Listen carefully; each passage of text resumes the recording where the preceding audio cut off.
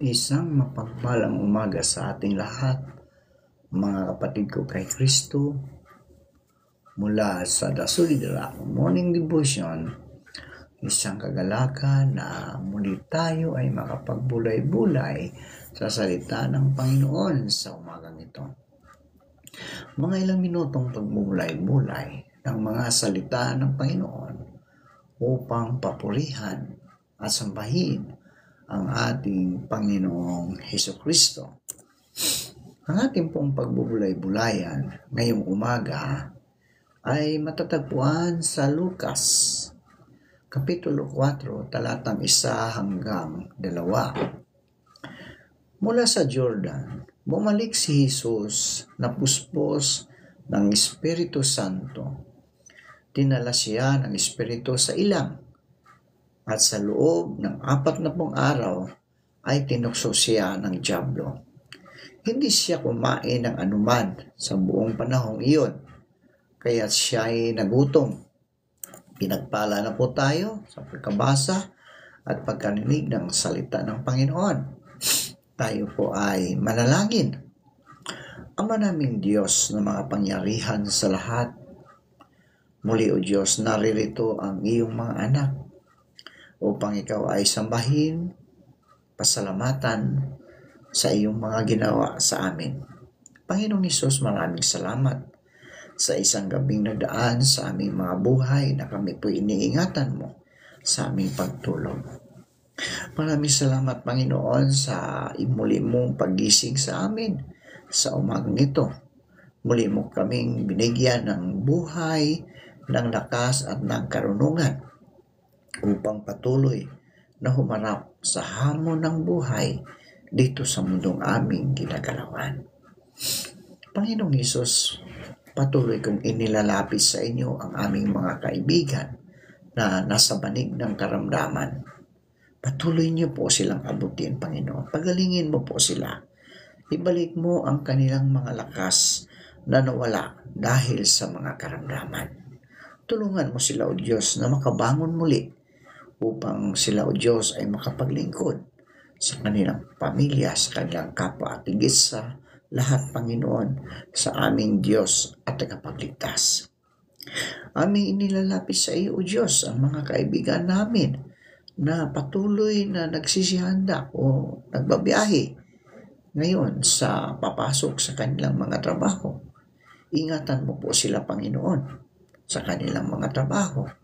Ang mga karpintero na patuloy na gumagawa ng mga tahanan, ng mga bahay. Patuloy mo po silang ingatan, Panginoon. Ilayo mo sila sa kapahamakan. Gayunin po, Panginoon, patuloy kong itinataas sa iyo ang aming mga kasundaluhan, kapulisan, na patuloy na nangalaga sa aming bayan upang maging tahimik ang bansa namin, Panginoon.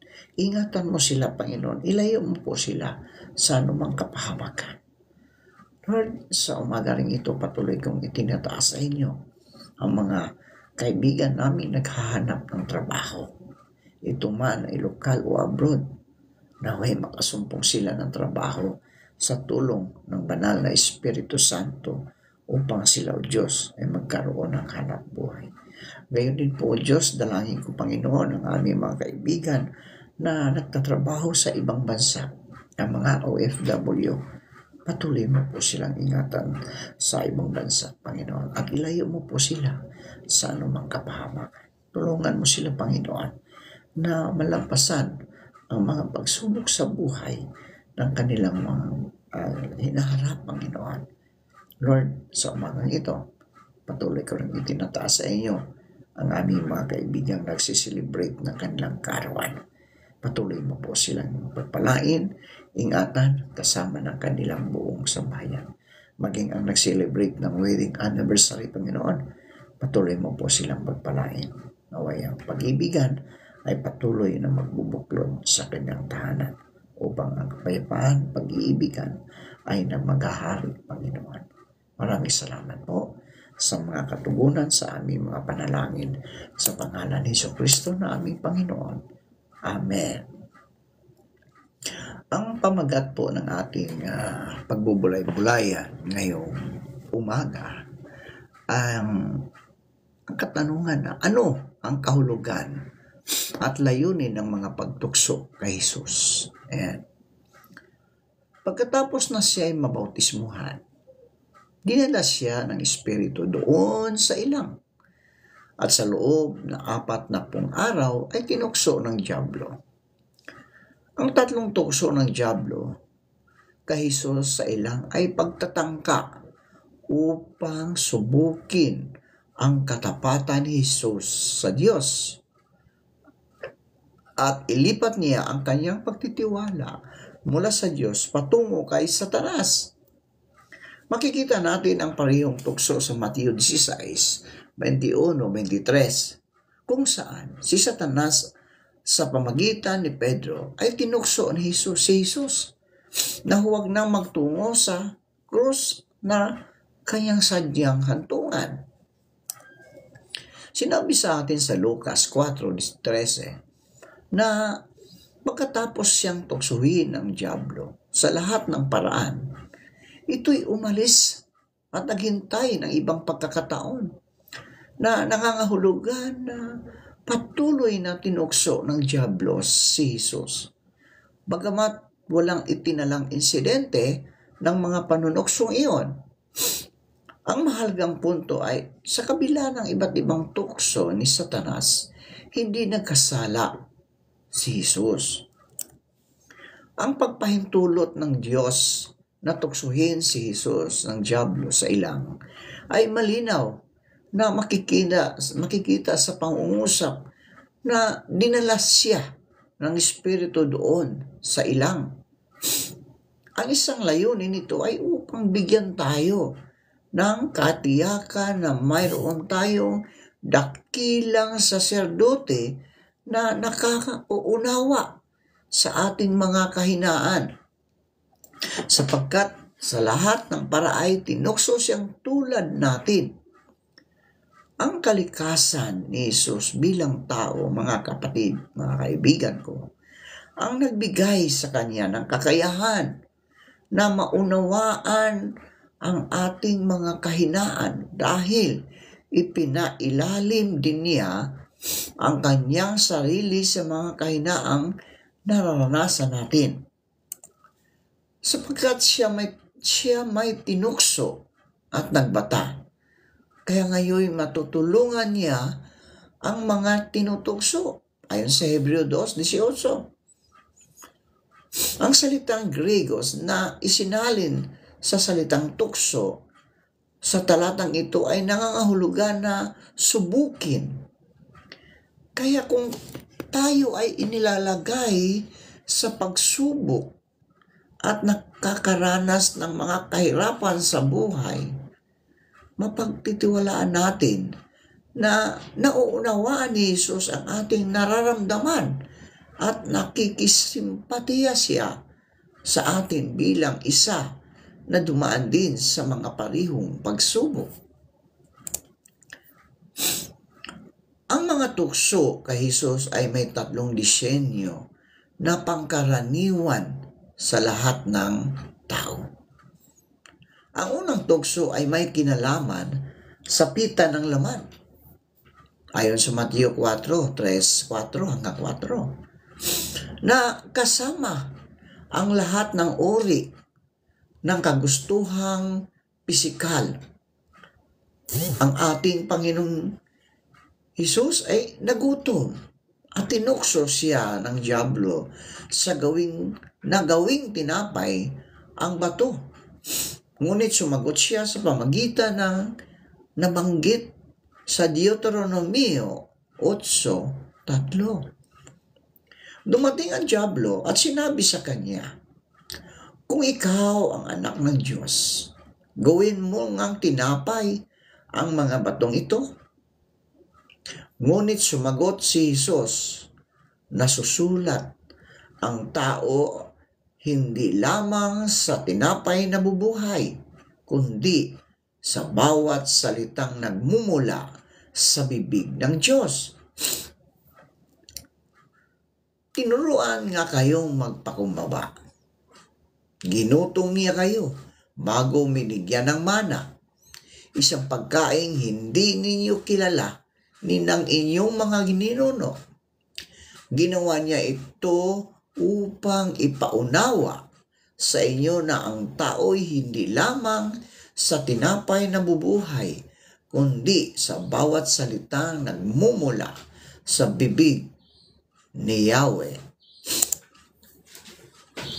Ang ikalawang tukso, mga kaibigan, ay may kinalaman sa kapalaluan. Ito po'y makikita natin sa Mateo 4, talatang 5 hanggang 7. At dito tinangka ng diablo na gamitin ang isang talata sa Biblia laban kay Hesus. Ngunit sumagot muli ang Panginoong Hesus sa pamagitan ng kasulatan upang salungatin iyon. At sinabi sa diablo na hindi tama para sa kanya na abusuhin ang kanyang kapangyarihan. Dinala naman siya ng diablo sa Jerusalem, ang banal na lungsod, doon sa pinakamataas na bahagi ng templo. At sinabi niya kay Hesus, kung ikaw nga ang anak ng Diyos, tumalon ka, sapagkat sinasabi sa kasulatan, uutusan ng Diyos ang kanyang mga anghel na ingatan ka at aalalayan kanila upang hindi tumama ang iyong mga paa sa bato. Pero sinagot siya ni Hesus, sinasabi sa kasulatan, huwag mong subukin ang Panginoon mong Diyos, sapagkat siya'y magbibilin sa kanyang mga anghel tungkol sa iyo upang ingatan ka sa lahat ng iyong mga lakad.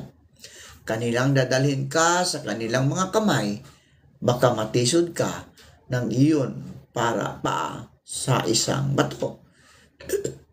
Huwag ninyong susubukin ang Panginoon na inyong Diyos, kagaya ng ginawa ninyo sa Masa. Ang ikatlong tukso ay may kinalaman sa pita ng mata. Pagkatapos dinala siya ng diablo sa isang napakataas na bundok at ipinakita sa kanya ang lahat ng kaharian sa daigdig at ang karangyaan ng mga ito. Sinabi ng diablo sa kanya, ibibigay ko sa iyo ang lahat ng ito kung magpapatira pa ka at sasamba sa akin.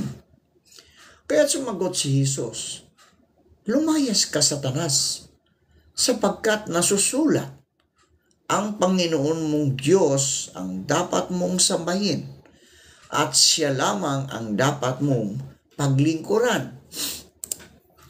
At kung ang mabilisang paraan sa kanyang pagiging tagapagligtas ay makakamit sa pamagitan ng hindi pagdaan sa napipintong paghihirap at kamatayan sa krus.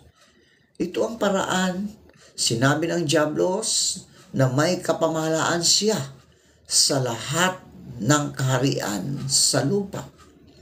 At handa niyang ibigay ang lahat kay Kristo kapalit ng kanyang katapatan sa kanya.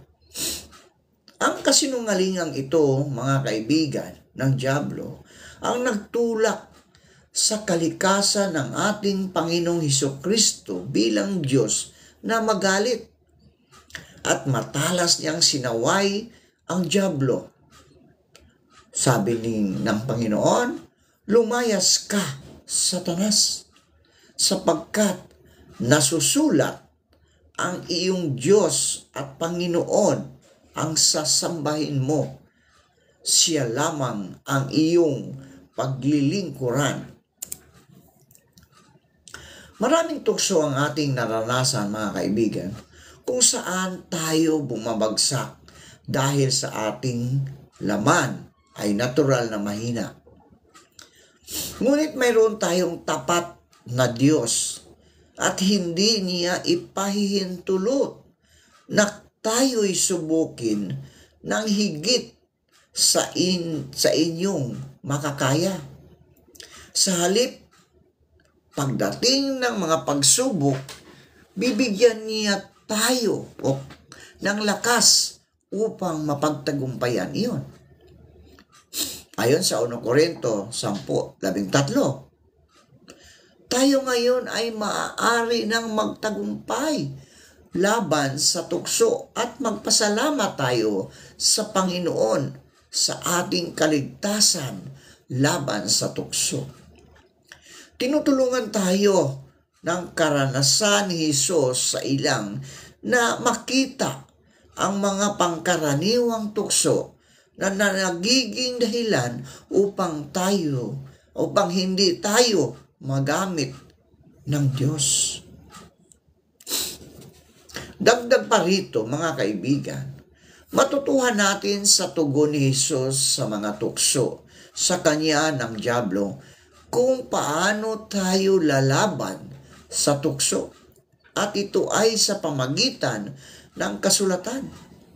Ang puwersa ng kasamaan ay darating sa atin, taglay ang iba't ibang uri ng tukso. Ngunit may 3 pangkaraniwang disenyo ang mga tuksong ito. Ang pita ng mata, pita ng laman, at kayabangan. Mababantayan at makikilala lamang natin ang mga tuksong ito kung lulunurin natin ang ating puso at isip sa katotohanan.